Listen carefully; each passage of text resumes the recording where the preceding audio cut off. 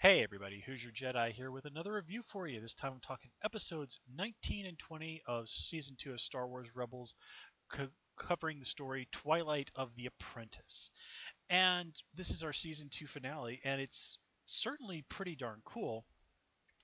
But I noticed that it's different in one really big way from our Season 1 finale.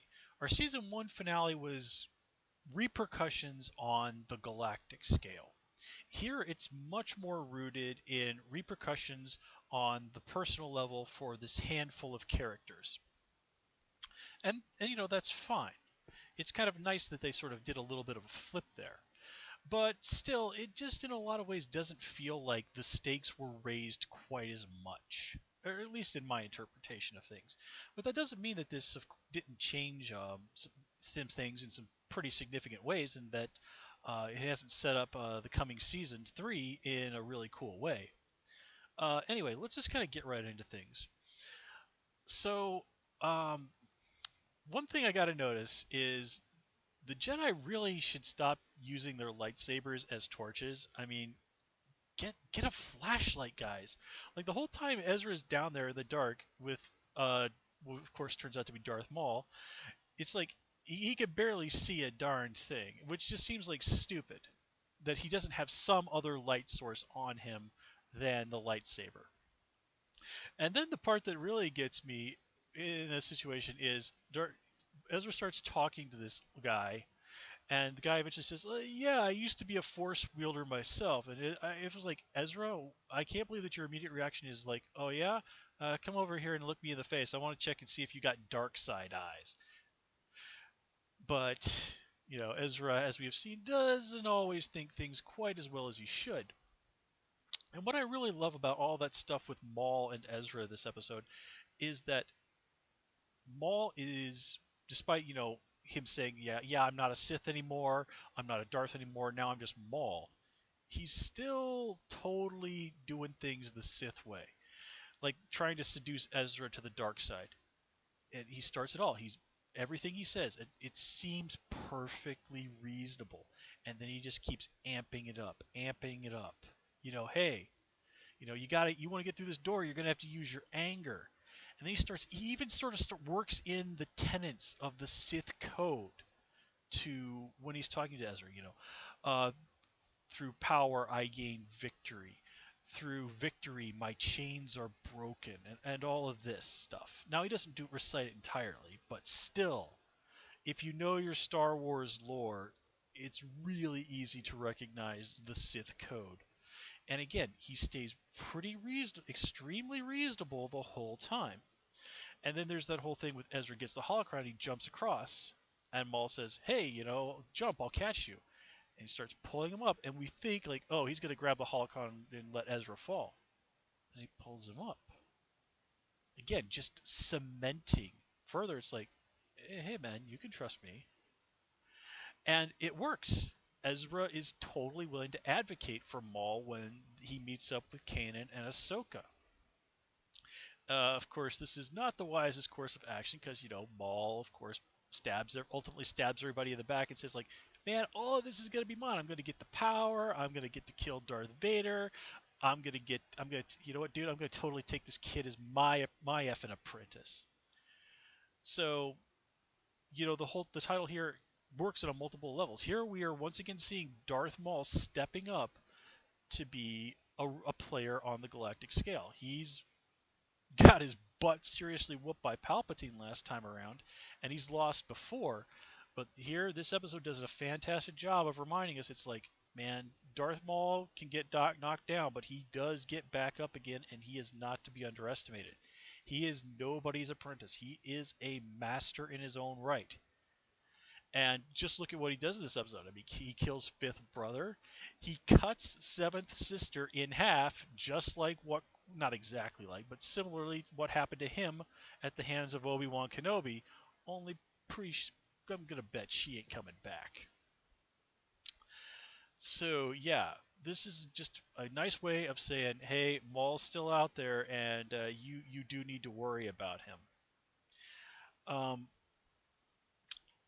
Now, Kanan in this episode not really a huge amount of stuff going on with him until the end when he gets blinded by that lightsaber, screwing up his eyes. But I really did like how Ahsoka before then kind of said like, like, hey, Ezra's gonna be fine. You trained him. You're being a little overly optimistic there. But it has been pointed out by some people that okay, Kanan is this Jedi who is a ex Jedi. Okay, he is a proper Jedi. He's this Jedi who survived Order 66, surly personality, has a ponytail, and now he's a blind dude. Um, this sounds an awful lot like a description of Rom Coda from the Force Unleashed games, and if you even look at their character designs, Rom Coda kind of looks like he could actually be an older version of Kanan. So yeah, not quite digging that. Um, also, kind of. Hmm, sorry, I lost my train of thought there. Now the whole Ahsoka situation. Now here we get our proper confrontation between Ahsoka and Vader. Um, and it was cool and all. It's just there was just something it lacked. I can't put my finger on it, but I mean, it really was a nice moment. Ahsoka kind of saying like, "Hey, I still believe in Anakin Skywalker," and Darth Vader's just like, "Man, Anakin Skywalker was weak. I killed him, and like you don't have what it takes to take me down." And Ahsoka's like, like Vader even taunts her like, you're a Jedi. You don't have what it takes to take me down." And Ahsoka kind of like, yeah, I'm not a Jedi. And of course, it leads to that fight. We get that awesome moments when Vader's helmet's damaged, and you can see a little bit of his face. And as somebody online I saw pointed out, there was a similar scene in Star Wars, The Purge, which is actually one of my all-time favorite Darth Vader comic book stories. Um, and Ahsoka, in some level, does still want to believe in Anakin, but here that faith is turns out to be terribly misplaced. So yeah, and now from what I've been seeing online, the people behind the scenes have kind of said this is basically we kind of consider this to sort of be we're done with Ahsoka here on Rebels. And now of course they don't confirm that she's dead because obviously they're probably going to want to play around with this character in the future. In fact, the same day this episode was announced, aired, it was announced that they were going to be doing a book that was just basically going to cover what happened to Ahsoka between the time that we saw her last on Clone Wars and where things pick up with her in Rebels. How she became Fulcrum, what happened, where she was when Order 66 went down, and all of that. This book is gonna explain that. And again, this is gonna be considered official canon in the new Star Wars EU. So yeah, it totally would not surprise me if they didn't dig Ahsoka back up somewhere else down the line in the new Star Wars EU. But it sounds like we're probably not going to be seeing her again here on Rebels, which is a shame. But her character really did serve a nice purpose, and definitely brought a lot of just excitement and interest, and just really amped up this season as a whole.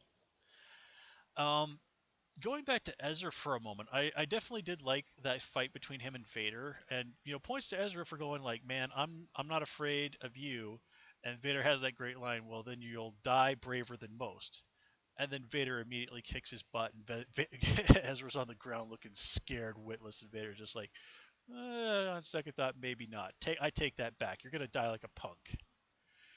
So that was cool, and just looking at the way how it all plays out with Vader kind of rising up out of the ground after the destruction of the temple, I'm like, come on. I mean, I know it's Darth Vader, but still, that seemed like a little much. Nothing particular to say about the third Inquisitor, who apparently was named Eighth Brother. We never really got to find out what his deal was, and odds are he's probably dead. I guess maybe they didn't want to waste a character design on a character they were going to kill that quickly. So yeah, okay, fine. I think the whole helicopter lightsaber thing is dumb as hell, but okay, as long as we don't see that all over the place, I can live with it. I mean, it's not as if jetpacks are the most terribly pr- uh, practical technology in the world, so okay, I can let that slide. And I definitely did like how we got to see a little bit of everybody's reaction to what apparently was the death of Ahsoka, especially, you know, Rex's obvious heartache at the whole situation, which was doubled just by the fact that he and Ahsoka did have that moment where they were kind of busting chops on each other, and him going like, "Hey, kid, in my book, experience beats anything any day," which people have pointed out is similar to one of the things he said to her when they first met way back in the original Clone Wars movie, and kind of tops all of it off with that last scene of Ezra with the holocron opening it, which heavily indicates that, yeah, he is indeed moving closer to the dark side, which not good. So, all in all, season 2 of Star Wars Rebels, good stuff. We did have some episodes that were miss, some that were more hit than miss, some that were more miss than hit, and some episodes that really utterly kicked butt. Uh, Still extremely excited to see what they're going to do in the next season. Just kind of wondering where they're going to go. I mean, last episode was very Lothal focused. Here was a lot of stuff running around with the rebellion. I'm kind of wondering now that they have this base, are they going to be able to step up their activities against the Empire? And of course, what does all this mean on the Force side of things? I mean, it's a very intriguing situation where we are, and I'm definitely looking forward to seeing where everything goes, and what kind of new characters are going to be introduced, what kind of old characters are going to pop up. I mean, it's going to be cool. Whatever happens, I'm sure of it.